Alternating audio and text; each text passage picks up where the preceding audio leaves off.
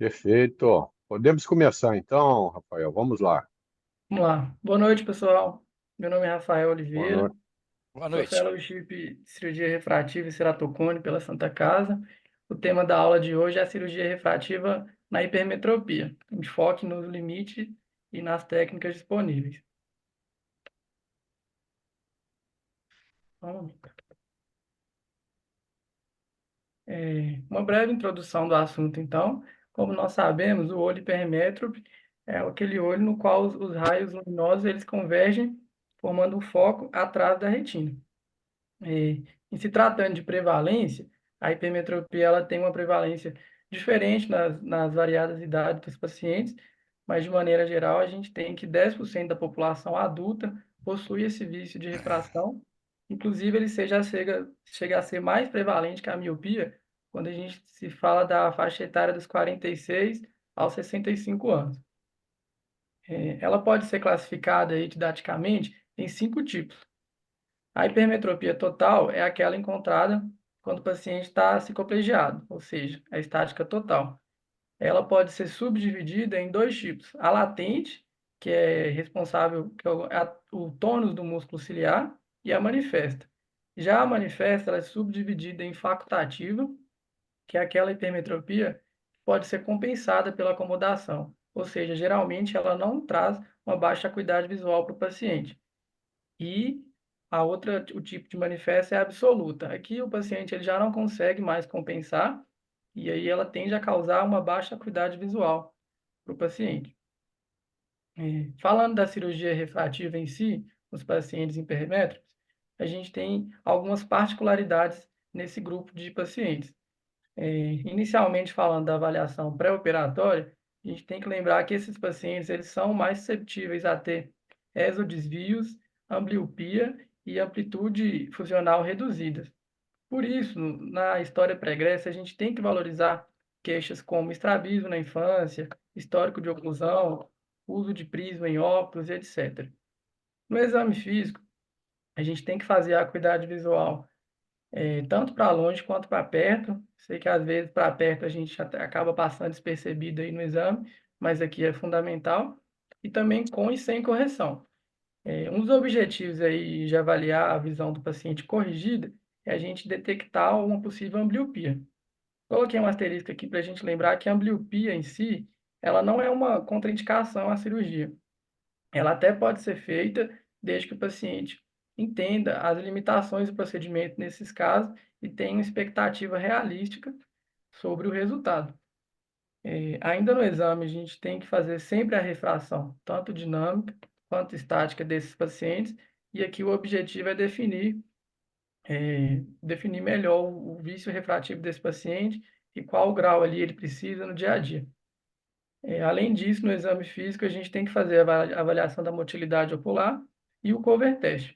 O cover test, é importante a gente lembrar aqui que ele tem que ser feito com correção e sem cicloplegia, tanto para longe quanto para perto. O ideal é usar optotipos e não fonte de luz. E se tiver alguma anormalidade aí, tanto na motilidade quanto no cover, esse paciente ele merece uma investigação propedêutica mais elaborada. Às vezes fazer uma avaliação de estereoptia, amplitude de fusão e, por vezes, uma avaliação do colega aí do estrabismo. Todos esses cuidados aí são importantes porque a cirurgia refrativa em pacientes com estrabismo pode descompensar um quadro de base ali que estava compensado e pode gerar até uma piora do desvio no pós-operatório ou mesmo queixas como diplopia. Então, quem são os pacientes que são candidatos à cirurgia refrativa? Lembrando que a gente deve sempre considerar as indicações e contraindicações inerentes de todas as técnicas que a gente já abordou nas aulas anteriores, como estabilidade do grau, idade, espessura corneana, e etc. Aqui nós vamos falar mais a fundo sobre os hipermétropes. Primeira coisa aí fundamental na indicação da refrativa é o paciente ele ser dependente dos óculos. Como a gente sabe, os pacientes jovens, se ele tiver uma metropia ali, uma hipermetropia baixa, ele consegue, com a capacidade de acomodação, vencer esse grau e acaba não precisando de óculos. Então, não tem por que o paciente ser submetido a uma cirurgia se ele não tem essa dependência. Então, geralmente, são pacientes jovens com ametropias mais significativas ou os pacientes presbitas. Os presbitas são os grandes beneficiados aqui da correção a laser nesses casos. E a outra grande pergunta aí de ouro aí seria qual grau a gente corrige, em se tratando de refração estática ou dinâmica.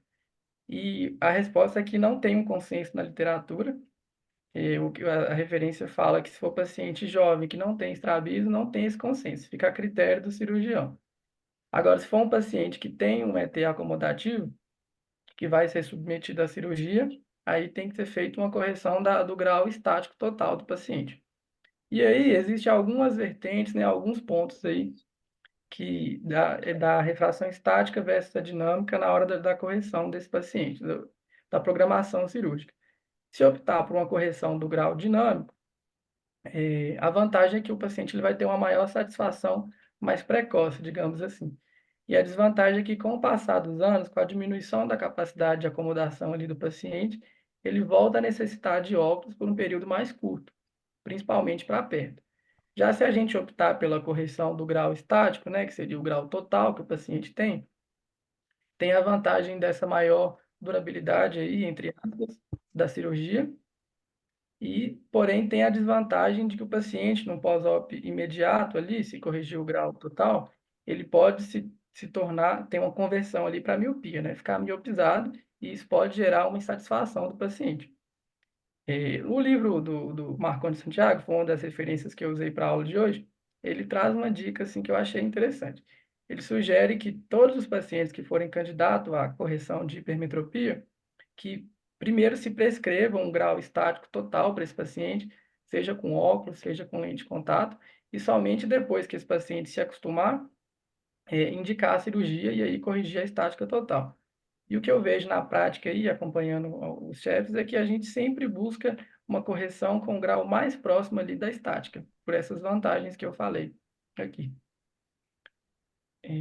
Sobre a cirurgia em si, o perfil de ablação na hipermetropia, ele é diferente do miópico, né? A gente pode ver nessa imagem superior direita aí, que na hipermetropia, o laser ele faz uma ablação principalmente na média periferia e fazendo um encurvamento relativo central da região da córnea. Para isso, para fazer essa ablação na média periferia, a gente acaba tendo que usar uma área de ablação maior, cerca de 9 milímetros de diâmetro. E aqui o ideal é uma zona ótica também maior, de 6,5 a 7 milímetros. Todos esses dados aí é para visar uma menor chance de regressão, menor indução de aberrações esféricas de alta ordem e, consequentemente, uma melhor qualidade visual. Porém, nem sempre isso é possível, porque os pacientes hipermétropes, às vezes, eles podem ter córneas menores, né? O olho menor, uma córnea menor, e às vezes inviabiliza essa ablação nos parâmetros aí que são preconizados. Em dados estatísticos, a gente sabe que hoje, cerca de 10 a 15% de todas as cirurgias refrativas são feitas nos pacientes hipermétropes. E isso atribui alguns desafios, assim, né, pontos negativos desse procedimento. O primeiro desafio aí que a gente tem nesses pacientes é uma regressão do grau corrigido.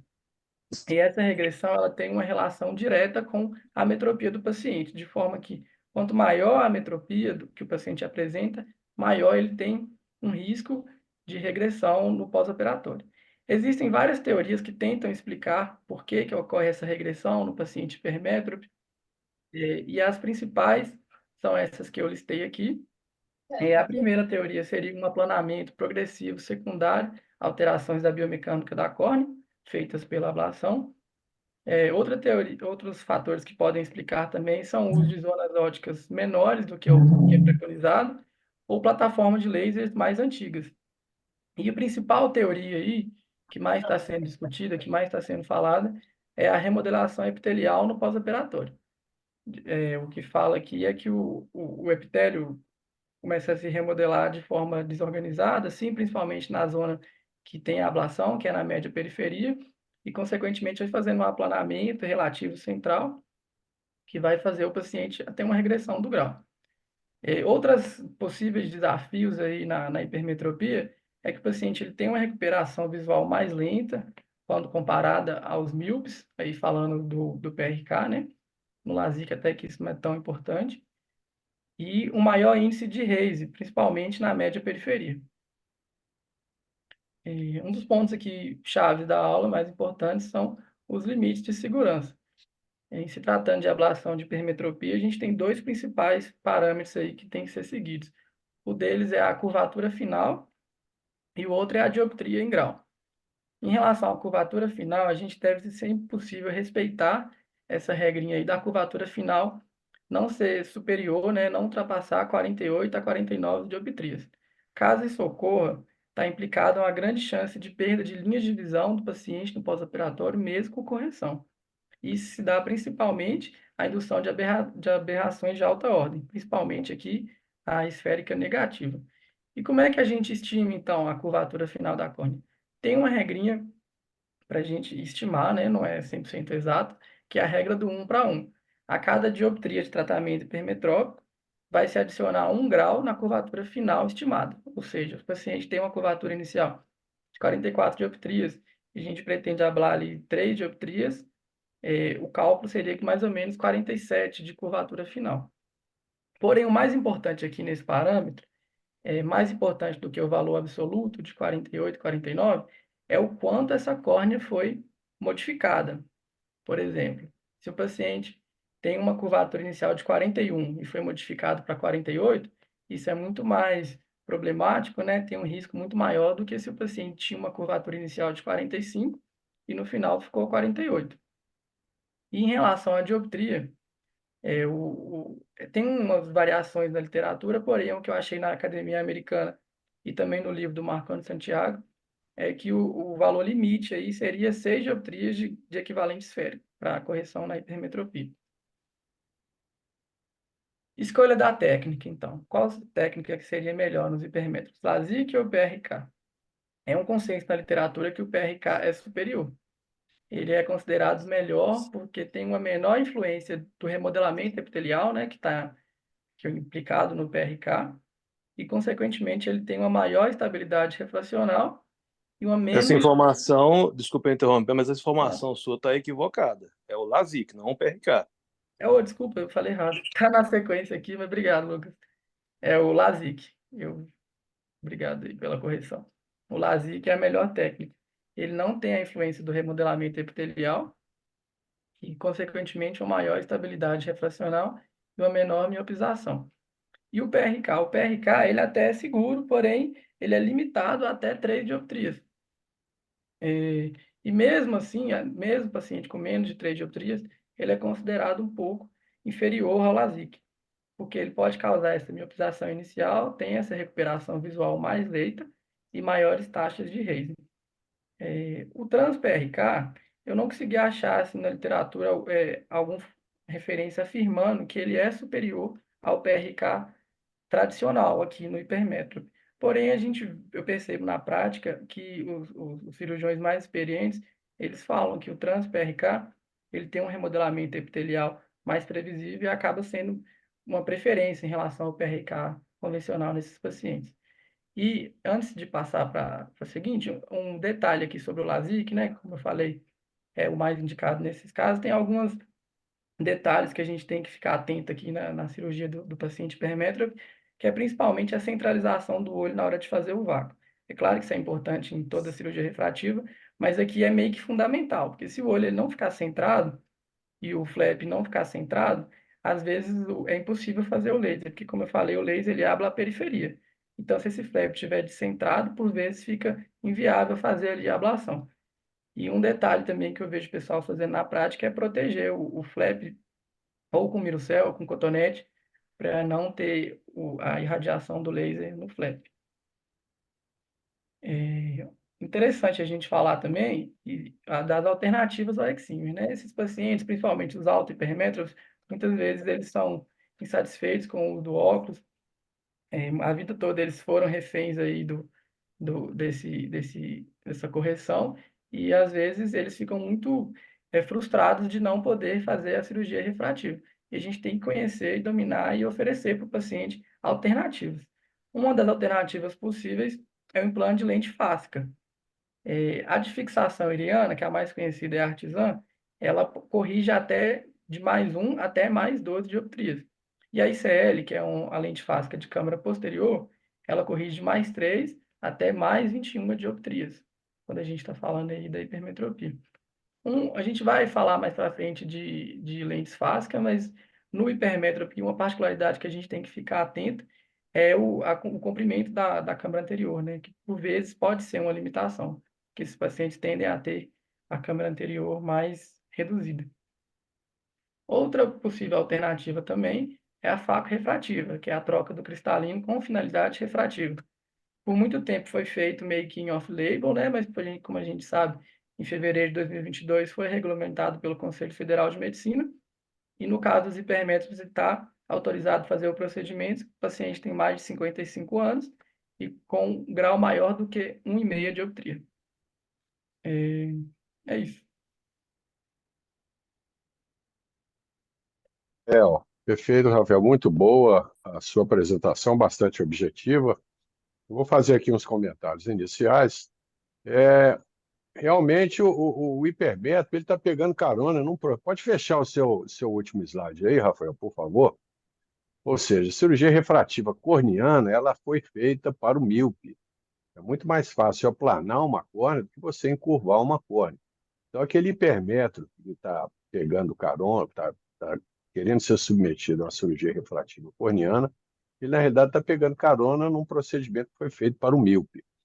Como você já definiu muito bem, hipermétropes jovens, muitas vezes eles nem necessitam de correção visual. É muito comum você pegar lá um adulto jovem de 20 e poucos anos de idade, com hipermetropia de mais 2,5, mais 3. Muitas vezes eles não usam nem óculos, nem sentem necessidade de óculos. Então não faz sentido a gente operar o hipermétrope jovem. Primeiro que, na maioria das vezes, ele não precisa de nenhum tipo de correção. E segundo, que nós vamos observar uma regressão do efeito cirúrgico. Como você já comentou, a regressão da hipermetropia devido à remodelação epitelial, ela é muito frequente e muito mais comum no hipermétrope jovem. O hipermétrope presbita ou quase presbita, ele normalmente é um ótimo, principalmente as mulheres, são ótimas candidatas para correção da presbiopia e também da hipermetropia. Às vezes elas não querem usar óculos e por uma necessidade até estética, elas muitas vezes optam por cirurgia refrativa e normalmente ficam muito satisfeitas. Você tem um hipermétrope presbita ou quase presbita, você usar monovisão, a mini monovisão, ou seja, no olho dominante, você fazer um target lá para plano, ou menos 0,50, e no olho não dominante, você fazer um target de menos 1,5, menos 1,75, certamente a sua paciente vai ficar extremamente satisfeita. Eu normalmente não opero hipermétrope jovem, como você já comentou anteriormente, Rafael, a técnica de eleição para a hipermetropia, correção de hipermetropia, é o LASIK. O PRK, principalmente em graus mais elevados, você vai observar uma remodelação ao longo dos anos, uma regressão do efeito cirúrgico, e muitas vezes você vai criar um raise anular na córnea do seu paciente, que muitas vezes pode até atrapalhar a visão noturna dele. Então, realmente, a técnica de escolha para o hipermétrope é o LASIK, pode ser feito com lâmina ou com feno segundo, e se você tiver um paciente presbita, a hipermétrope preso, você pode, com a baixa metropia, você eventualmente pode até usar a técnica Streamlight. O PRK Streamlight, ele normalmente dá um resultado satisfatório para baixas hipermetropias. Lembrando que, como você já comentou anteriormente, o tratamento Streamlight, o transepitelial no nosso laser, ele aceita correções de hipermetropia até mais 3, acima de mais 3 ele não aceita. Então, se você quiser fazer um Streamlight mais 3,5, a máquina não aceita, o limite máximo é mais 3. Lembrar que na correção de hipermetropia, no LASIK ou no PRK, nós sempre devemos usar cilindro positivo, nunca usar cilindro negativo. Ok?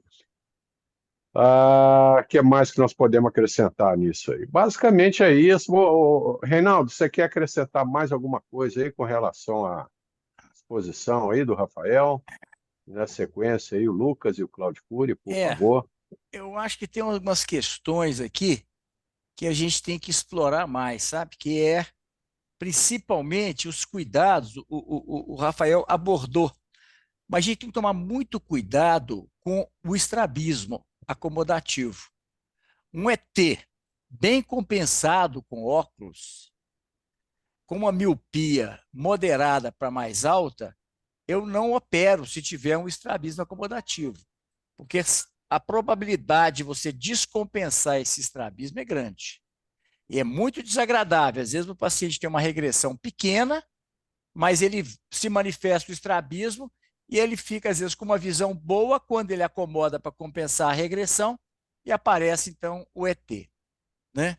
Um desafio grande é a gente fazer o planejamento do hipermétrope. Eu sempre gosto de... a hipermetropia, diferente da miopia, é fundamental a gente fazer tanta refração dinâmica quanto a estática.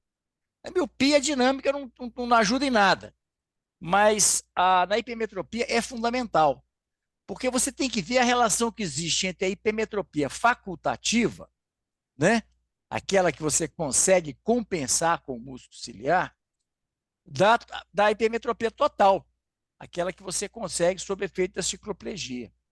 Porque se você, por exemplo, tem uma hipermetropia de mais 6, vamos considerar um paciente jovem, e você tem uma facultativa de mais 2, isso é um problema. Porque você, para corrigir esse paciente, você vai ter que corrigir mais do que 2. Esse paciente, durante algum tempo, ficará míope. Então, é importante você prevenir o paciente numa situação dessa, que ele pode ser necessário usar um cicloplégico à noite até que haja um relaxamento desse músculo ciliar. Porque se você fizer apenas a facultativa, essa cirurgia vai ter uma durabilidade muito pequena. Agora, é muito importante também esse raciocínio, você levar em consideração a idade. Quanto mais próximo da presbiopia, mais próximo da hipermetropia total você vai corrigir. E lembrar o paciente que é preferível ele ficar míope, um pouco míope, inicialmente, do que ele já ficar com uma hipermetropia que ele vai compensar durante algum tempo e depois ele vai voltar a ficar dependente do óculos. Você tem que explicar para o paciente se ele quer que o efeito da cirurgia dure mais tempo ou menos tempo. Se ele quiser que dure mais tempo, pode ser necessário, às vezes, ou um cicloplégico, ou até um óculos, por exemplo, para dirigir à noite, alguma coisa assim. Isso aí é temporário. À medida que esse músculo ciliar vai relaxando, esse paciente vai ficando cada vez com melhor visão de longe. Então, é muito importante conversar com o paciente, né? Lembrar que a gente tem um mercado, eu discordo do Arnaldo, eu não acho que a hipermetropia ela pegou carona. Eu acho que ela, na verdade, ela veio realmente depois, mas ela veio e se firmou como uma técnica cirúrgica muito eficiente. Gente, diferente da miopia, você pega um paciente com 5, 6 dioptrias e ele fica com -0,5 de residual, ele pode reclamar dessa miopia à noite. Você pega um paciente que tem +5, +4 e fica com +1, esse paciente vai se beneficiar dessa cirurgia durante um bom tempo, apesar de não ter a mesma precisão da miopia, porque, como já foi dito, realmente há alguma regressão.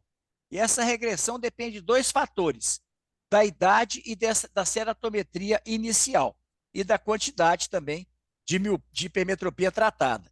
A gente deve evitar hipermetropias acima de 4, no máximo 5, quando um paciente tem uma córnea muito plana.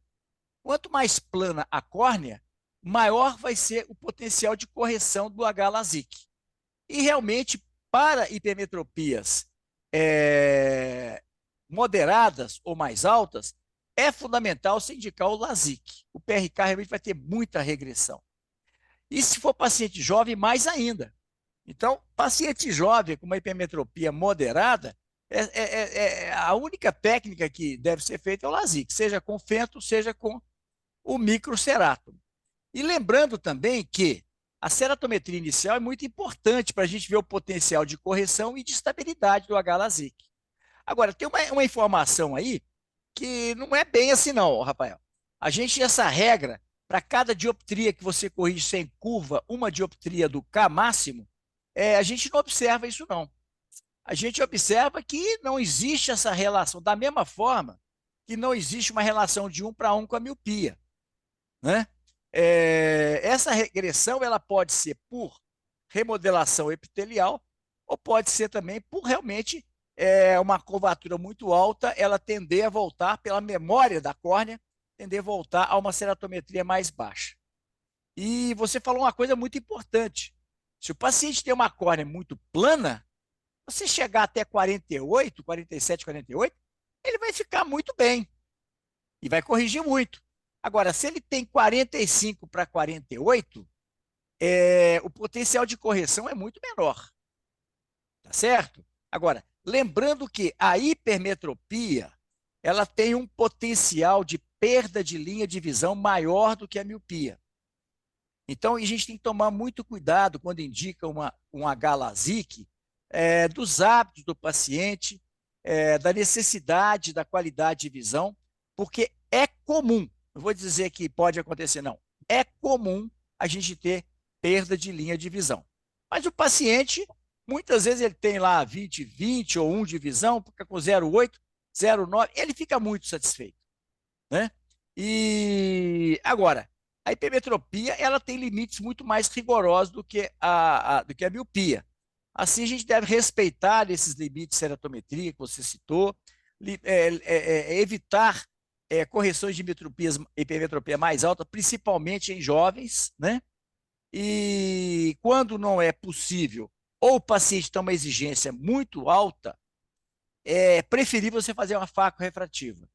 A faco-refrativa dá ao paciente a possibilidade de uma lente multifocal, trifocal, coisa que após o H-LASIK eu não recomendo.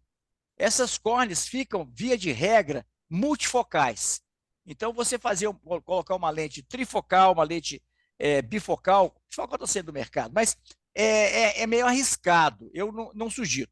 Então, quando eu vou indicar um paciente com mais idade, ele vem para fazer uma cirurgia refrativa, eu explico para ele, se você fizer a cirurgia laser, posteriormente você não deverá ser submetido a uma cirurgia com implante de lente multifocal. Se você fizer a faco-refrativa, você fará uma cirurgia só, a qualidade de visão é melhor, a correção é muito mais estável e você poderá se beneficiar também de uma lente multifocal. A gente tem que ser muito transparente, porque é frustrante para o paciente saber o seguinte, se eu soubesse que a faco-refrativa, a retirada do cristalino transparente, ia resolver tudo definitivamente, eu não teria feito laser.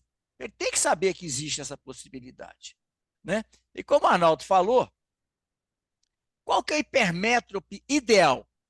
É um paciente que está acima de 35 anos, que ainda não tem catarata, um paciente que pode estar aí com seus 50, 50 e poucos anos. Se tiver uma hipermetropia mais alta, pense direto na faco-refrativa. Uma hipermetropia mais baixa, você pode fazer o H-LASIK, principalmente se for um paciente que usava lente de contato, um báscula, por exemplo, ficou intolerante, é um candidato ótimo para você fazer uma báscula. A báscula, no paciente prévio, ela é muito bem tolerada, mas você tem que testar essa tolerância com um teste de lente de contato. Tomar cuidado, porque às vezes você faz, o paciente aceita ali no gris, e no seu dia a dia, à noite, principalmente, você vai reclamar. E é mais também, como candidato ideal, mulheres vaidosas, mulheres que têm tolerância a óculos, né? Isso aí são os candidatos ideais. E sempre que eu vou indicar um H-LASIK para um paciente com mais idade, eu sempre lembro a ele da alternativa da faco-refrativa e falo com ele da minha simpatia pela faco-refrativa se ele estiver dentro daquele protocolo dos TFM. Se é um paciente, por exemplo, que ainda não tem 55 anos, eu muitas vezes oriento o paciente, não usa lente de contato até que você possa se enquadrar no protocolo autorizado pelo CFM e você faz uma cirurgia só definitiva. E o paciente muitas vezes aceita. Tá certo? Bom, eram essas considerações aí. Parabéns, Rafael. Muito boa sua aula, gostei muito. Muito, muito, muito completa. Perfeito, Reinaldo. Reinaldo, apesar de você não concordar comigo, você citou todos os argumentos que eu uso para não para dizer que o hipermétrico está pegando carona num Hum, procedimento que não foi feito para ele. Na realidade é o seguinte, se você pega um míope de -4 e você faz um LASIK ou um PRK nele, você não só vai corrigir a metropia dele, como ele vai ter uma qualidade de visão excelente, não vai ter aberração na córnea. Quando você pega um hipermetro de +4, +5, e você faz lá um LASIK para correção da hipermetropia, muitas vezes esse paciente vai ficar com plano -1, mas a qualidade de visão dele não será boa. É muito comum você ter um paciente hipermétrope que foi submetido a um H-LASIK, e ele está lá com -1, -0,50, o plano, e não chega mais a 20/20, ou seja, muitas vezes você corrige o grau, mas você induz aberrações que não dão qualidade de visão boa para esse paciente. a seleção Esse é é o muito crítica. motivo, exatamente. É por isso que eu opero senhoras presbíteras ou quase presbíteras, elas ficam muito satisfeitas. Agora, se você pegar um engenheiro e fizer uma correção de hipermetropia nele, você vai arrumar encrenca para o resto da vida, porque a qualidade de visão ele vai ficar com grau. A sua metropia é corrigida, porém a qualidade de visão não será boa. Outra coisa que a gente tem que lembrar também é o seguinte: o nosso laser ele só aceita correção de hipermetropia até +6. Então, se você tiver lá um paciente que está com +6,5, o laser não aceita. Ele só aceita até +6. Para miopia, você Ainda bem pode ir que não aceita, né? -9. Exatamente. Para miopia, você pode ir -9, -10, se o paciente tiver anatomicamente uma córnea adequada para isso. Agora, o nosso laser para hipermetropia, ele aceita até +6 no máximo. Lembrando que a gente tem que usar cilindro positivo. E como o Reinaldo já comentou anteriormente, a gente tem que olhar não só a metropia ser corrigida, como também o K-médio do paciente. Qual que é um K-médio ideal? Seria alguma coisa ao redor de 45. Se o paciente já tem um K-médio de 45, você vai corrigir 5 dioptrias de hipermetropia, esse paciente vai ficar com +49, +50, ou seja, você vai induzir uma iatrogenia, uma ectasia iatrogênica no olho do seu paciente. Você vai corrigir a hipermetropia, mas ele vai ficar com uma qualidade de visão insatisfatória pelo aumento de curvatura excessiva. Então, a gente tem que lembrar isso também. Vamos, Ô, Arnaldo, doutor. só uma coisa, eu Oi. não vou esquecer de novo, porque eu já esqueci na hora que eu estava falando, Aham. antes de passar para os outros colegas, uma coisa que é muito importante. Eu nunca li, mas é uma experiência pessoal que eu posso afirmar que isso é verdade. Quando você faz uma correção de +4 de hipermetropia esférica, você tem muito mais regressão do que se você fizer +4 com -3, por exemplo. Ou seja, o astigmatismo misto, ele tem um resultado muito melhor do que a hipermetropia simples. Tá certo? Então, quando tiver essas Uhum. refrações meio estranhas, +5 com -4, se esse paciente tiver uma ceratometria boa, não tiver ceratocone, tiver um perfil do paciente for bom, os resultados são extraordinariamente mais estáveis. Concordo com É você. interessante, tá? Exatamente. Se for um astigmatismo simétrico, ortogonal, o paciente vai ficar extremamente satisfeito, com certeza. Agora, lembrar que tem que ser um astigmatismo regular. Astigmatismo relacionado à ectasia, certamente o resultado não será bom. É Vamos lá, então, contraindicado. doutor Lucas, doutor Cláudio Cury, vamos lá. Boa noite, pessoal. Tudo bem com Boa vocês? noite. Boa noite, Beleza. Boa Lucas. noite, Cláudio. Muito bem, Rafael. Eu realmente gostei muito da sua apresentação, porque você não só citou formas de cirurgia com excimer laser, mas também citou o uso de lentes fásicas, né? E citou também a possível cirurgia de catarata. Então, a apresentação fica mais completa quando nós não estamos falando só de excimer laser para correção de miopia ou hipermetropia e astigmatismo também, que apareça junto com essas condições. Muito bem. Então, a aula ficou assim, muito pautada em falar que o paciente ainda teria uma boa qualidade de visão, chegando a 48 dioptrias, né? E aí o Arnaldo acabou de mencionar um caso que o paciente já tivesse 45 dioptrias de curvatura e você tem que tratar 5 dioptrias de hipermetropia. Então, esse paciente realmente ele pode chegar a ficar em torno de 49 a 50 dioptrias. Mas o que eu quero chamar a atenção de todos os fellows é que, se um paciente ficar com 48, vocês todos, além de orientar o paciente muito bem antes da cirurgia, explicar tudo, vocês têm que dominar a teoria para o paciente entender os objetivos da cirurgia. E, além disso, após a cirurgia, principalmente do paciente hipermétrope, eu aconselho que vocês façam uma topografia para mostrar ao paciente, entregar ao paciente uma topografia mostrando como que ficou o perfil da córnea. Ou seja, explicar para o paciente que vai haver um encurvamento da córnea, ele vai ficar com o aspecto de uma córnea parecendo um alvo, né, de arco e flecha, provavelmente com uma coisa mais regular, mais circular, dependendo do astigmatismo que a córnea do paciente tinha e o astigmatismo refracional se for o mesmo, a tendência é regularizar a córnea, mas esse paciente, se não for orientado a ficar perto de vocês, como cirurgiões refrativos, né? Porque existem cirurgiões refrativos que querem operar o paciente, dar um tapinha nas costas dele e falar que da parte dele, cirurgião, está de alta, que o paciente está tratado, que deu tudo certo, e qualquer coisa procurar um outro médico que faça só refração e tudo mais. Esse paciente procurando outro médico, um oftalmologista menos treinado pode resolver fazer uma topografia, porque está lendo que a ceratometria está atingindo 48 dioptrias, e o oftalmologista, com falta de treinamento em cirurgia refrativa, com falta de treinamento em topografia, em córnea, em ceratocone, vai falar que o seu paciente operado, que às vezes está muito bem, está enxergando bem, ele vai falar que o seu paciente está com ceratocone. Por simples fato de ter uma topografia com 48 dioptrias de medida. Se você não orientar seu paciente que a córnea dele ficou com um parâmetro fora do normal, que é reconhecido pelos oftalmologistas, o colega vai falar que você causou uma ectasia no paciente, que ele está com um problema grave, que ele precisa fazer crosslink, que ele precisa fazer anel, e o paciente vai arrepiar os cabelos.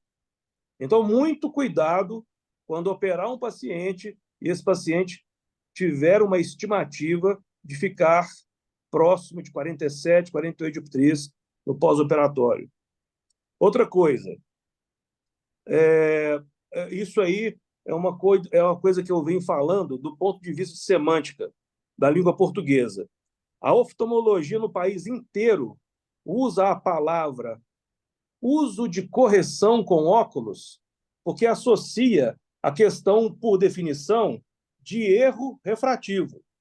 Tudo que é diferente de zero, se o paciente tiver menos 1, ele tem um erro de uma dioptria de miopia. Se ele tiver mais 3, um erro refracional de mais 3. Então, a palavra erro refracional, porque tudo não está em zero, leva o uso da palavra correção com óculos. Não é incomum pais de crianças hipermétropes acreditarem que os seus filhos estão sendo tratados com correção com óculos e os pais estão achando que aquilo ali vai funcionar igual aparelho de dente. Até mesmo aparelho de dente, quando o paciente tira o aparelho, existe uma forma de retenção interna na arcada dentária para a arcada dentária e a arcada óssea não voltar com o desvio dos dentes. Então, óculos, na minha concepção da língua portuguesa, não corrige nada. Então, eu acho que a gente tinha que pensar mais sobre isso para usar um linguajar que o paciente ou os pais do paciente, num jovem hipermétrope que quer ficar livre do óculos quando fizer ali 18 anos, entenderem que óculos neutraliza ou traz um equilíbrio. Porque, para mim, óculos não corrige absolutamente nada. Então, usar esse linguajar induz o paciente a entender uma coisa fictícia. Ok? Os pacientes hipermétropes, você, Rafael, mencionou assim, que na fase da presbiopia ali, existem muito mais pacientes hipermétropes. Eu não concordo com isso. Os pacientes hipermétropes são muito maior em número desde a adolescência, da idade, né, da infância, do que os pacientes míopes. E ainda os astigmatas, na experiência profissional que eu vejo, o astigmatismo é ainda muito mais comum do que a hipermetropia, do que a miopia. Então, como a miopia foi o alvo das primeiras cirurgias refrativas, né, realmente tudo começou com a miopia. Mas se hoje você tem uma população, primeiro, muito mais astigmata, e depois, em segundo lugar, com a hipermetropia, a chance de vocês, jovens médicos, conseguirem conquistar um paciente para convencê-lo de fazer uma cirurgia refrativa é uma chance maior de você conseguir, às vezes, operar um hipermétrope que tem um astigmatismo do que operar um míope. Haja visto que o míope é mais dependente do uso do óculos do que, às vezes, o hipermétrope, como já foi mencionado. Às vezes a pessoa é hipermétrope, mas não se sente dependente do óculos, porque consegue acomodação e consegue uma visão boa por acomodação. E aí, da mesma forma que o paciente míope, a gente busca uma estabilidade refracional desse míope, entendendo que ele cresceu, o olho deveria parar de crescer quando ele chegar na vida adulta, e se esse paciente não for portador de miopia degenerativa, então esse paciente vai ter uma estabilidade refracional da miopia, a não ser que ele tenha geneticamente uma tendência de miopia degenerativa. Então, se a miopia estabiliza e a gente opera esse paciente, porque a gente acompanhou a história dele e falamos assim, ok, estamos seguros que a miopia está estabilizada. Então, da mesma forma, a citação do Marcondes Santiago é extremamente feliz, porque se você tem um hipermétrope de 29 anos, não tem nem 30, e esse hipermétrope 29 não usa ainda a sua hipermetropia total ou estática, né? Ele ainda consegue uma boa refração, com conforto, com qualidade, numa refração dinâmica. Então, o que fazer? Operar esse paciente na refração dinâmica que ele tem? Se o paciente tem mais 4 de estática, mas na dinâmica ele usa mais 3, então você vai operar mais 3, o paciente vai ficar muito bem no começo. E depois, quando o paciente começa a reclamar que a visão está começando a embaçar de novo, na maioria das vezes, se todo o protocolo foi seguido corretamente, essa hipermetropia não está regredindo, não. É a hipermetropia que não foi tratada, esse mais um que sobrou, que o paciente está perdendo a acomodação e então está ficando evidente. Então, da mesma forma, um paciente hipermétrope deveria ter um acompanhamento do oftalmologista, com o oftalmologista tentando acelerar a sua adaptação, a sua aceitação da refração estática, e isso seria o melhor caminho, do que o paciente chegar empolgado, doutor, eu vim aqui para operar, doutor, eu vim aqui porque eu passei no concurso da aeronáutica, eu tenho que operar. E você, no afã, operar um paciente hipermétrope na refração dinâmica que faz ele ter conforto, né? Então, operar o hipermétrope realmente é uma coisa mais cheia de nuances, mais cheia de detalhes, mas se tudo for compreendido pelo médico, o médico fazendo o paciente compreender, eu acho que os resultados são tão eficientes, são tão bons, são tão estáveis quanto um paciente bem indicado para fazer correção de miopia. Correção cirúrgica. Aí sim, a palavra correção é extremamente bem aplicada. Então, esses seriam os meus comentários, mas parabéns pela aula, gostei bastante. Perfeito, Lucas. Muito bom. Vamos lá, o Cláudio Cury, por favor. Meu comentário vai ser rápido e é mais assim, o pessoal já falou muito bem aí das correções a laser e é, a correção por lente fásica. É uma correção que me agrada muito, tá certo? Mas me agrada muito no âmbito teórico. Se eu pudesse corrigir os hipermétropes todos na lente fásica, era o que eu escolheria. Aí nós temos problemas, por conta, muitas vezes, da câmara anterior do paciente não é fácil você achar um paciente com a câmara anterior boa o suficiente que caiba a lente. E mesmo a posterior, no caso do ICL, que ela vai posterior à lente, né, à íris, desculpa, é difícil. Então, a chance dessa lente, que também tem um formato um pouco diferente da lente para a miopia, a chance dessa lente tocar o cristalino e você desenvolver, então, uma catarata. Então, a concepção de corrigir com lente intraocular é mais interessante do meu ponto de vista teórico, mas infelizmente a gente não encontra essa junção na prática. É uma pena, né? Então, só ficar atento a essas coisas, mas ter sempre em mente as lentes fásicas, né? Tanto a artesã quanto a ICL, que corrigem graus altos. Vocês viram aí, a ICL corrige até 21. Vai ser muito difícil você conseguir corrigir um paciente desse por conta do tamanho de câmara, tá? Mas, na eventualidade de existir esse paciente, vocês não podem desconsiderar, porque é a solução para eles. Ou a facectomia.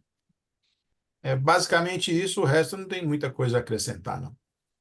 Perfeito, Cláudio, bem Ô, lembrado. A lente ô, fásica é uma Arnaldo, ótima opção. Aham. Ô, Reinaldo, é deixa eu só fazer um comentário aqui antes que eu claro. esqueça. Uma coisa que passou despercebida aqui, que eu acho que vale a pena enfatizar, é o seguinte: nós que já estamos no mercado de cirurgia refrativa há muitos anos, frequentemente a gente recebe colegas que trazem pacientes do interior para que a gente possa auxiliá-los durante os procedimentos cirúrgicos e muitas vezes realizar o procedimento para eles. Então, eu vejo com uma certa frequência, muitas vezes, colegas do interior que trazem pacientes hipermétricos na faixa etária aí de 50, 60 anos de idade, para cirurgia refrativa, para LASIK e para hipermetropia. Então, como já foi comentado anteriormente, não faz sentido nenhum você operar um hipermétrope lá de mais 3 ou mais 4 com 60 anos de idade, porque esse paciente, queira ou não, ele já tem um nível, uma certa esclerose cristaliniana, e já vale muito mais a pena a gente realizar, seja uma facoemulsificação convencional, seja uma faco refrativa, e resolver o problema desse paciente definitivamente. Então, eu não sei se é comum para vocês, mas eventualmente eu pego colegas que tratam paciente com 60 anos de idade, mais 4 para poder ser operado. Aí você vai examinar esse paciente na lâmpada de fenda, ele já tem uma esclerose que não é compatível com o LASIK. É muito melhor fazer uma cirurgia, uma facoemulsificação convencional com uma lente premium. Ok? Então é isso, Reinaldo. Vamos lá, o que você quer comentar? Não, tem uma coisa aqui que ninguém falou. É, tem uma coisa aqui que ninguém falou que eu acho importante, mas muito importante. A gente sabe que a idade é um fator de risco para o olho seco. E o LASIK, ele provoca mais olho seco do que o PRK.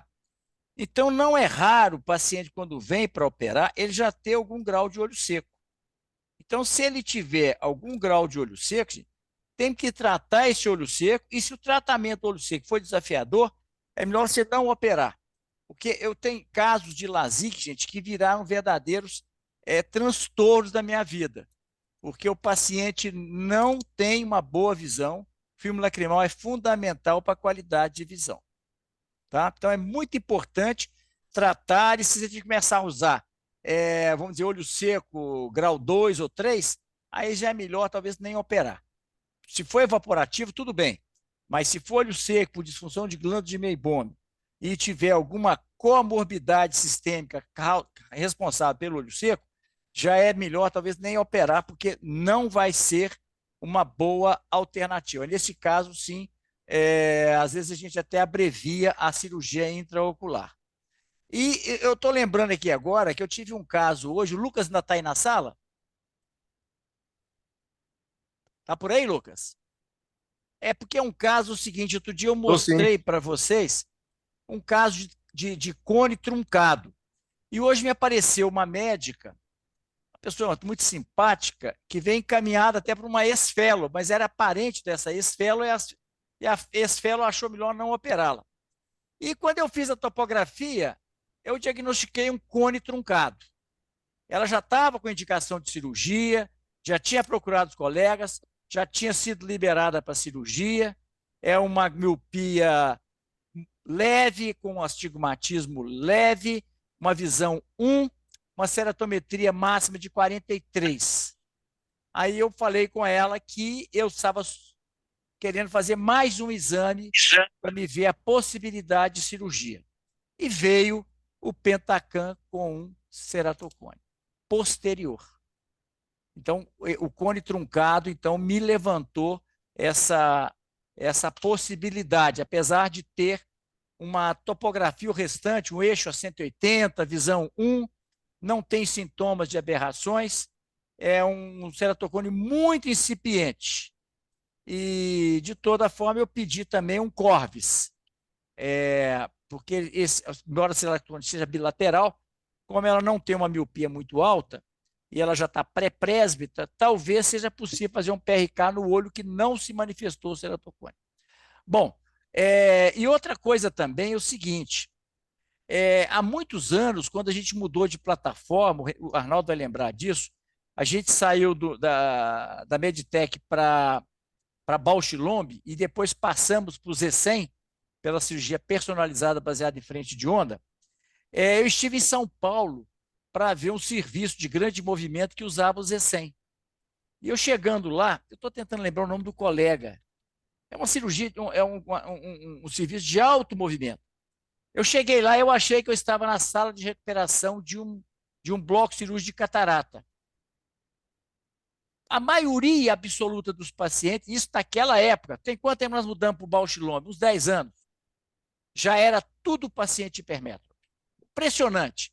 A cada 10 pacientes que entrava lá, 9 eram hipermétropes, hipermétropes de cabeça branca e já com certeza lá, tudo na faixa de 60 anos. E eles fazendo hipermetropia com báscula em todo mundo. E um colega muito competente e famoso em São Paulo. Eu estou tentando lembrar o nome dele, Afonso Paulino, não? Como é que é? Martinelli. Ele foi residente lá do Tadeu Civintal, não estou lembrando o nome dele aqui agora.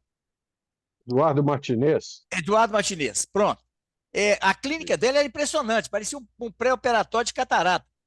Todo mundo já presbítero, todo mundo já com uma idade mais avançada, e LASIK, todo mundo H LASIK em todo mundo. Em relação, só complementando isso que o Cláudio falou, eu também sou muito simpático a uma lente fásica. O problema, gente, é você encontrar o perfil de candidato para uma lente fásica. É muito difícil. Né? E quando você encontra um paciente que tem condições de arcar com a lente, ele tem uma hipermetropia alta, ele tem, vamos dizer, motivação para cirurgia e tudo, ele tem uma câmara rasa. E a câmara, o hipermétrope, via de regra, ele tem uma câmara mais rasa. Não é por outro motivo que, frequentemente, quando você faz uma faco refrativa num paciente que tem um ângulo estreito, ele melhora a drenagem trabecular e muitas vezes nem necessita de colírio e hipotensor. Agora já estão com essa. Sempre foi a profundidade mínima de 3 milímetros. Agora estão falando de 2,8 para tentar encaixar mais gente nesse seleto e estreito grupo de pacientes para lente fásica, que realmente é muito difícil a gente encontrar o candidato ideal. Era só isso que eu queria falar. Agora eu acho que porque os fellows fazendo as perguntas, né? Vamos lá, então, as perguntas, pessoal. A hora é agora. Queria fazer uma pergunta.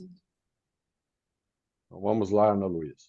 Eu fiquei com dúvida, né, nessa relação da ceratometria final.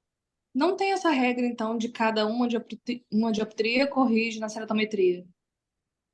Não funciona assim, não. E como é que você calcula, mais ou menos, então, doutor? Falando assim, eu posso mais ou menos retirar, vai ficar 48. O importante é você ver quanto que é a ceratometria inicial. E se você tem uma ceratometria inicial baixa, você pode corrigir 4, tem que dizer 42. Você pode corrigir 4, 4,5 dioptrias de hipermetropia com LASIK, você não vai ultrapassar 47, não vai nem chegar em 47. Chega muitas vezes no pós-operatório imediato. O paciente, muitas vezes, ele está estável e há uma remodelação do epitélio, e essa córnea perde um pouco dessa serotometria máxima e sem regressão importante daquilo que foi corrigido. Essa é a vantagem da hipermetropia. Você não corrige tudo, o paciente tem uma acomodação, ele melhora para longe, melhora para perto. Quer dizer, quanto mais idade o paciente tem, quanto mais próximo da presbiopia, mais melhor é a indicação da correção da hipermetropia. O paciente às vezes está lá com um residual, mas ele passa a não ter dependência contínua de óculos. E, gente, a presbiopia machuca muitas pessoas, principalmente as mulheres.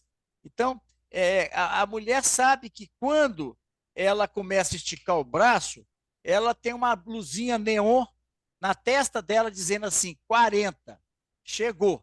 E isso se incomoda. Então, quando você corrige essa hipermetropia e você empurra essa correção óptica mais para frente, ali já a pessoa às vezes fica 5, 8 anos sem óculos e fica muito feliz. É como a RK antigamente. O paciente ficava aí 10, 20 anos sem óculos, hoje está todo mundo lá com mais 3, mais 4 e feliz, ninguém reclama. Por quê? Porque naquela época que era importante não usar óculos, eles ficaram realmente sem óculos. Então, tudo depende da fase, da idade da pessoa. Depois de 50 e tantos anos, 60 anos, a pessoa já tem outros problemas para se preocupar. A presbiopia passa a ser um problema menor. Essa pergunta sua, Ana Luísa, é interessante pelo seguinte: nós temos lá uma opção de tratamento, lá no nosso laser, que é o Custom Kill, justamente para isso. É aquele paciente míope que já tem uma córnea plana e você precisa aplanar mais ainda para corrigir a metropia dele. Então, existe a opção de você aplanar a córnea sem diminuir muito a ceratometria. Essa é a opção de tratamento que nós temos para o míope que já tem uma córnea excessivamente plana. Lembrar que o ideal no pós-operatório de cirurgia refrativa é uma córnea com a curvatura entre 44 e 45. Córneas excessivamente planas e excessivamente curvas, muitas vezes você vai corrigir a metropia, mas você vai dar uma baixa qualidade de visão no seu paciente, coisa que nós não queremos. Vamos para a próxima pergunta. Alguém gostaria de fazer mais alguma pergunta aí para o doutor Rafael? A hora é agora. Eu, eu queria fazer uma pergunta, doutor Arnaldo. Rafael Valente aqui. Vai em frente, Rafael. Não diretamente para o Rafael. Uhum. Alô? Estão me Pode ouvindo? falar, Então, estamos ouvindo. você tinha desligado aí o seu microfone. Pode falar. Para o hipermétrope, algum de vocês já utilizou a técnica do smile, da lentícula? Olha, Até onde Rafael, eu sei, ainda não existe para hipermetropia, não. Só Exato. O miopia. Smile Desenvolvimento, ele só né? está disponível para miopia, ele não está disponível para hipermetropia. Ok?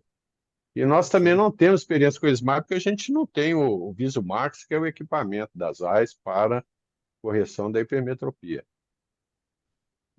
O único Quem contato que eu tem- tive foi no congresso, tinha um wet lab para poder fazer lá. mas para Interessante. hipermetropia não está disponível e Não, provavelmente para nunca miopia. estará, né? Porque você tem que ter uma lamela que o VisuMax não consegue fazer, tecnicamente falando, ele não consegue fazer esse tipo de lamela. Ok? Teria que ter uma Então, lamela bem o convexa. Smile é só para miopia mesmo. Lembrando Arnaldo, também, já que você tocou no Smile, lembrando que não é uma técnica que tem a precisão do Excimer Laser. Tá? É uma técnica que a precisão é menor e também, na prática, não propicia mais segurança do que o tratamento, o LASIK convencional que a gente realiza. Ok? existe uma técnica com a lentícula. Antigamente a gente falava ceratomileuses. Você pegava Isso. uma lentícula do hipermétrope, punha no míope e vice-versa. A Isso. correção era para altas miopias ou altas hipermetropias e que não se resolvia com a RK. Então, se fazia isso. Um tempo atrás, começaram a ser feito de forma experimental, você tirar a lentícula do Smile e fazer um flap no LASIK, e um flap de LASIK num ceratocone, e colocar na interface essa lentícula do Smile. E depois você reposicionava esse flap como uma forma de aumentar a espessura e possivelmente estabilizar o ceratocone. Eu não sei, você sabe, Arnaldo, se tem alguém fazendo isso? Essas técnicas muito mirabolantes assim, né, isso é muitas vezes na teoria é bonito, mas na prática não é difícil, não funciona, né? Eu Quem, realmente não, eu desconheço qualquer colega que esteja realizando essa técnica aí de rotina. Posso É, até ligar para o Renato Ambrosio amanhã e perguntar, mas eu acho que quem fez eu isso, não. estava fazendo, ou fez um caso, foi a Edna Almodin, lá de Curitiba. Hoje eu não vou Podemos lembrar. amanhã no grupo lá do Ferrara fazer essa pergunta para. Não tem É, razão. A Edna andou mostrando alguns casos lá dessa lentícula mesmo, em ceratocone. Amanhã eu vou fazer uma pergunta lá no grupo do Ferrara, lá vamos ver o que que ela responde, tá ok? bom. eu acho que quem está indo fazendo pesquisa nessa linha aí é a Susan Jacobs, que está ganhando uma certa notoriedade por conta disso aí. Agora, eu não sei se é exatamente no Visumax ou com outro tipo de laser, mas é ela que tem feito. Eu estou Ok. perguntando, gente, porque, veja bem, os nossos fellows estão aí ávidos de conhecimento, têm tempo, e se por acaso isso aí estiver indo para frente, é o caso de nós descobrirmos quem está fazendo, se o resultado está funcionando, e colocar os nossos fellows em contato com esses colegas. De repente, eles podem também se interessar por essa técnica, se estiver funcionando.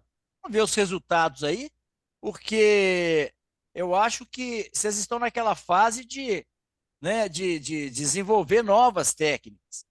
Então, isso pode ser um campo de pesquisa interessante aí. Sem Eu dúvida. acho que tem uma Lembrar também. viabilidade de fazer isso, sabe por quê, doutor Arnaldo? É, Uhum.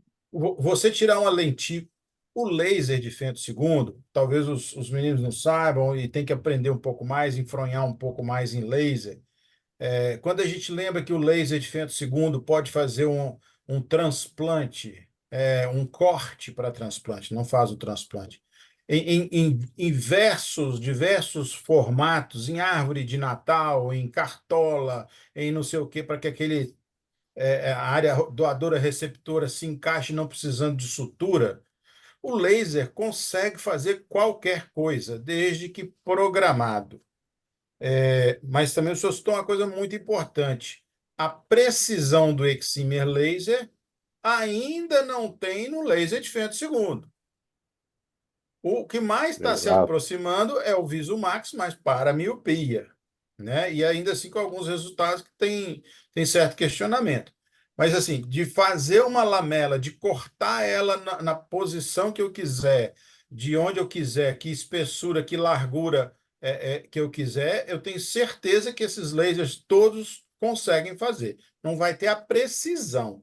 Mas então, assim, obviamente que no futuro a gente pode estar chegando nessa precisão. O Visumax tem Perfeito. dois apelos importantes. Eles foram desenvolvidos por dois motivos. Por que tirar uma lamela no estroma? Primeiro, para você não seccionar os nervos periféricos da córnea, ou seja, você não desenvolver olho seco. Segundo, você tira uma lamela no estroma posterior, que não é tão resistente, ou seja, você não interfere na biomecânica da córnea. O problema é que os colegas começaram a ficar mais entusiasmados, começaram a tirar muita lamela e começou a ter ectasia também com o Visumax. Então, é mais seguro, mas tem seus limites. Exato. Pessoal, alguém gostaria de fazer mais alguma pergunta? Eu tenho uma pergunta Essa. e uma dúvida. Então Rafa, vamos lá, parabéns Maria pela Luísa. aula. Desde a introdução, você abordou super bem a questão da terapêutica, tanto as lentes fásicas, tudo, né? Foi bem explicativo. Eu tive uma dúvida no que o doutor Arnaldo falou, sempre colocar cilindro positivo. Esse cilindro positivo é para colocar na máquina, porque a máquina que vem de fora? Por quê? Qual o motivo? Também tive essa Na dúvida. realidade, Maria Luísa, é o seguinte: você, quando vai fazer uma correção miópica, e você tem um componente cilíndrico associado, você vai fazer a sua programação usando o cilindro negativo, certo? Se você vai fazer uma correção hipermetrópica e esse paciente é portador de um astigmatismo, você vai também fazer uma correção cilíndrica, você deve usar o cilindro positivo, fazer a transposição do cilindro, e usar cilindro positivo como uma maneira que você tem para economizar tecido. Se você vai fazer uma correção hipermetrópica e usar cilindro negativo, você vai consumir muito mais tecido do que se você fizer usando cilindro positivo. Ok? É só por uma questão de economia de tecido a ser consumido pelo laser. Ok? Isso vale tanto para PRK quanto para LASIK. Tá? Sempre usar, na hipermetropia, usar cilindro positivo e na miopia, usar cilindro negativo. Agora, lembrar o seguinte: se você tem um paciente lá de mais 0,50 com menos 4 a 180, esse paciente não é hipermétrope, ou seja, o equivalente esférico dele é negativo e não positivo, tá? Eu estou dizendo é para hipermetropias importantes, não é para hipermetropia de mais 0,50 mais 1. Você tem que olhar o equivalente esférico, ok? Mais alguma pergunta, pessoal? Então, Só para Rafael, ilustrar essa parabéns aí. pergunta aí que a Maria Maria Luísa fez uma Luísa. pergunta aí, o Arnaldo respondeu, que é o seguinte, essa semana passada, eu acho que os fellows estavam comigo lá, me procurou um médico com a seguinte situação, ele fez uma cirurgia de pterígio e a visão dele ficou ruim depois da cirurgia de pterígio. E realmente, ele tem, o pterígio era muito central, então ele tem várias opacidades no estroma anterior. Então, eu fiz um OCT de córnea e as opacidades estão em torno aí de mais ou menos 70 micra, 80 micra de profundidade. Tirando os 50 do epitélio, elas estão a mais ou menos umas 30, 40 micra do estroma anterior. E como ele tem uma hipermetropia associada a um astigmatismo importante que foi causado pelo pterígio, e ele ficou depois da cirurgia, nessa situação, Maria Luísa, você não usa o cilindro positivo. Como é que você vai fazer se o aparelho transforma automaticamente o cilindro positivo? Alguém tem alguma ideia? Quando você põe lá mais 1 com menos 4, ele vai transformar isso aí em menos 3 com mais 4. Automaticamente inverter o eixo. Mas eu quero fazer um cilindro negativo, porque eu quero o quê? Ablar essa área central. Eu não quero fazer um cilindro positivo, porque ele vai ablar na periferia. Mas se o cilindro ele inverte automaticamente, então como resolver esse problema? O problema do paciente não é o grau dele até que não é alto. O problema dele é a opacidade, ele tem uma baixa de visão. E uma baixa qualidade de visão também, que eu já medi. Bom, então, nesses casos, o que eu vou fazer? Eu vou aumentar a zona óptica do cilindro para me poder atingir a profundidade da opacidade. Vou corrigir esse cilindro, acho que é menos 2,5, alguma coisa assim. Já fiz as contas lá, vou ter que usar uma zona óptica de 7 para atingir a profundidade. Depois que eu corrigir esse cilindro, eu vou fazer um novo tratamento hipermetrópico puro. E já vou deixar esse paciente um pouco míope, porque ele já é presbita. E ele achou essa ideia muito interessante, já que é um olho que ele tem muita dificuldade para longe. Então, eu vou fazer primeiro menos 2,5, não positivo, menos 2,5 na área central, tirar essa opacidade e, posteriormente, eu vou reprogramar o laser para fazer mais 2 ou mais 2,5, ele tem mais 1,5.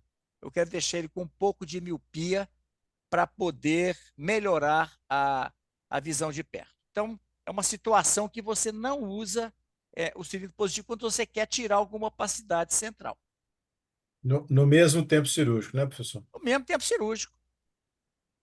Eu vou Lembrando que fazer um isso aí, pessoal, PRK, isso tem que ser... é um Oi? PTK. Né? Como é Lembrando que que isso é? aí é um PTK. O objetivo da sua cirurgia inicial aí vai ser remover a opacidade. É uma ceratectomia terapêutica e que depois você vai corrigir a refração dele. Não, mas ele tem a refração. Então, Eu sei, mas se você usar cilindro positivo aí, você não vai resolver. sim, mas Você vai então... usar, você vai fazer. Primeiro, o objetivo principal é remover a opacidade. E, secundariamente, resolver o problema do grau dele. Agora, Não, lembrar que isso na teoria é muito bonito, né, Reinaldo? Na prática, não, nem sempre não, funciona da maneira que a gente quer, já né? virou um caso, em breve ele vai ser apresentado. Aqui a Exato. gente mostra. Então, mas aí no Lembrar, caso, pessoal, mas é o cirurgia contrário, refrativa não Arnaldo. é matemática, né? Não, Mas é o não, contrário. é uma opção terapêutica interessante, mas é importante deixar claro para os nossos velhos que cirurgia refrativa não é matemática. Não quer dizer que se a gente fizer isso, fizer aquilo, na teoria vai dar certo, mas nem sempre na prática, de vez em quando a gente tem algumas surpresas refracionais É, aí. quando você tem só ametropia, o tratamento é de resultado. Não adianta você falar assim, vai melhorar. Não, o paciente quer ficar sem óculos. Se essa foi a proposta, você tem que corrigir e entregar o que você propôs. Agora, quando é um olho patológico, um olho doente, você já tem que orientar o paciente que você Exato. está procurando melhorar a situação. Mas, novamente, nesse caso, não é um PTK. Nesse caso, você vai fazer um PRK, cujo objetivo é corrigir esse autoastigmatismo que ele tem, tanto aumentando a zona óptica, e, secundariamente, eu quero também corrigir a sua opacidade, porque ela está no estroma anterior, logo abaixo do epitélio. Então, depois disso, você limpou ali, a gente vai, então, fazer a correção da hipermetropia. Lembrando que quando você faz um PTK, que não é o caso, você não deve corrigir a ametropia, porque a metropia, quando você tem uma opacidade, e a ametropia pode ser causada pela opacidade, aí, nesse caso, você deve fazer só o PTK, esperar cicatrizar para depois, se for o caso, no segundo tempo, corrigir a ametropia.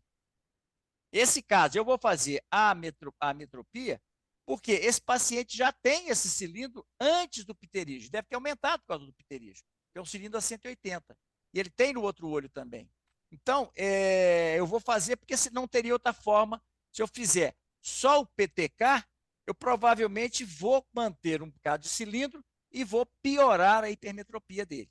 Então, por isso, fazer a correção do grau e depois, em seguida, fazer a correção da hipermetropia, porque você vai aplanar essa parte central e pode piorar a hipermetropia. O paciente presta, vai ser um mau negócio. Mas depois eu mostro A o minha resultado para abordagem, vocês. Reinaldo, ela é um pouquinho diferente da sua. Por exemplo, Aham. porque eu tenho um paciente lá que tem uma opacidade central superficial e precisa ser submetido a um PTK, uma cerebrectomia terapêutica, para remover a opacidade. E por uma grande sorte do destino, esse paciente tem uma miopia lá de -5. Então, o que eu vou fazer? Em vez de fazer um PTK, eu faço um PRK com zona óptica grande para corrigir a metade da metropia dele. Aí eu vou corrigir parte do grau dele e vou reduzir bastante a opacidade dele. E se precisar, alguns meses depois, eu faço um ajuste fino com um PRK. Perfeito. Muito bem. Pessoal, mais alguma pergunta? A hora é agora. Ô, doutor Ronaldo, nesse caso do senhor que você acabou de falar aí, da cirurgia, por Doutor que não Reinaldo ou fazer... doutor Arnaldo? Não, doutor Reinaldo, que Reinaldo, ele então vai fala lá. isso. Por que não fazer uma facorefrativa? Aí, por exemplo, você vai fazer uma cirurgia refrativa aí depois não vai poder colocar uma lente trifocal, que vai ser difícil de Mas você está falando de abordagem. qual paciente? Você está falando? Esse Essa daí você falou do cilindro -3 com uma opacidade. Pois é, mas se eu fizer uma faca refrativa, eu não vou resolver o problema dele. O problema dele é a opacidade, que leva a uma má qualidade de visão, que leva a uma baixa perda de linha de visão, e mais do que isso, leva a uma sensibilidade ao contraste muito ruim. Se fizer uma faca refrativa, você vai ficar frustrado, porque o problema dele não é o grau. Ele não me procurou para corrigir o grau. Ele foi encaminhado por uma médica, a oftalmologista dele do interior. Me mandou porque ele está insatisfeito, porque ele não se dá bem com óculos. Ele põe o óculos e não melhora a visão de longe, embora ele já tenha uma metropia. Ele corrige a metropia, mas não melhora, porque tem essa opacidade. Eu vou mostrar esse caso para vocês, já que está despertando muito interesse. Assim que ele voltar para fazer a cirurgia, assim que ele fizer a cirurgia, eu mostro para vocês o resultado, como é que ficou. Ok? Ficou claro? Perfeito, Reinaldo. Esse caso é interessante e nós vamos acompanhando aí com você aí. Beleza. Pessoal, então, boa noite. Amanhã temos aula, né, Reinaldo? Vai ser Amanhã nós amanhã ou temos aula. quinta-feira? É Amanhã, quarta-feira. 19h30, então, temos aí os casos cirúrgicos aí relacionados Mas à eu vou falar de hipermetropia. hipermetropia. É o que mais tem. É difícil até selecionar tanto caso desafiador com hipermetropia, mas eu vou separar alguns casos mais Excelente. desafiadores lá para a gente poder discutir. Falou, gente? Maravilha. Um abraço para Então, vocês. boa Vocês noite me a lembram todos, pessoal. viu, Obrigado. Rafael? Só um minutinho. Você me lembra de acompanhar, nesses casos da hipermetropia, o quanto que essa córnea encurvou inicialmente e o quanto que ela encurvou com o passar dos anos. Você vai ver que muitas vezes o paciente está estável e há uma regressão da ceratometria, ou seja, não dá aquela coisa de 1 para 1. Você vai ver como é que na prática como é que funciona isso. Ok, gente? Então, uma boa noite para Perfeito. vocês, então, ó. Até mais. Obrigado, Então, boa noite. Reinaldo. Boa noite a Boa noite. todos. Boa Boa noite. noite.